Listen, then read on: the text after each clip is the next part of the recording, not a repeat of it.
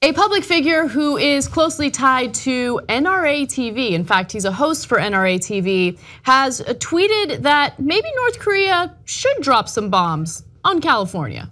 Now, Grant Stinchfield is his name, and the tweet that he put out said the following: "Let's send a note to North Korea that Sacramento changed its name to Guam." Now, of course, that's a response to North Korea threatening to attack Guam in response to Donald Trump's fire and fury comments.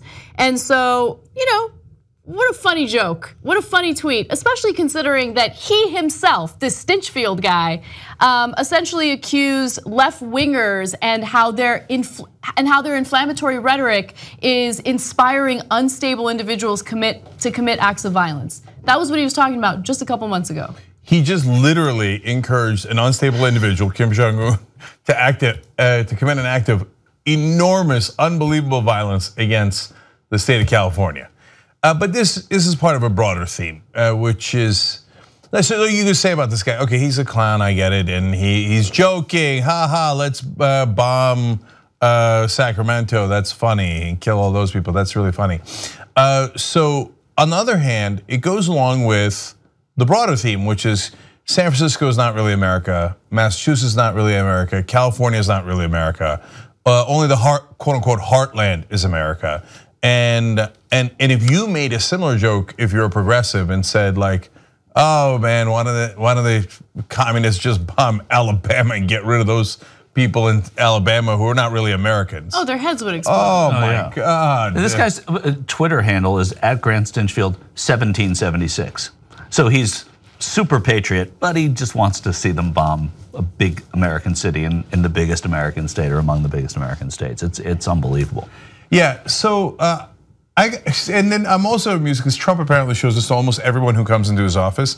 He still has the electoral map, and because he's a child, he doesn't understand the concept of population, but this is true of a lot of conservatives. So he'll show the map and he'll go, look at all the red, and there's only tiny amounts of blue on the coast and a little bit in the middle. And if they didn't bust people into New Hampshire, we would have won this one too, right here. Right, just because your voters are spread out across wide swaths of land does not make them a larger set of the population. These are the simplest concepts in the world, but conservatives oftentimes, unfortunately, are not that bright. So you have to explain it to them slowly. There are a lot of people who live on the coast, and there's a lot of land in the middle of the country, but there are actually, for example, Hillary Clinton got 3 million more votes.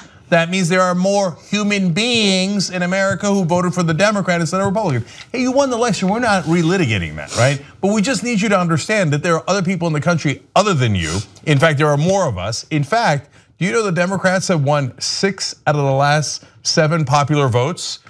So the Republican Party is hanging on by their fingernails and they think they're ascendant. Right? And they're like, why don't you just kill all the people in California? That's so funny, right? Because who cares about California? It's only the 7th largest economy in the whole world. And that's where we have all of our strengths, including Silicon Valley and Hollywood, yes, which is one of our biggest exports throughout the entire world.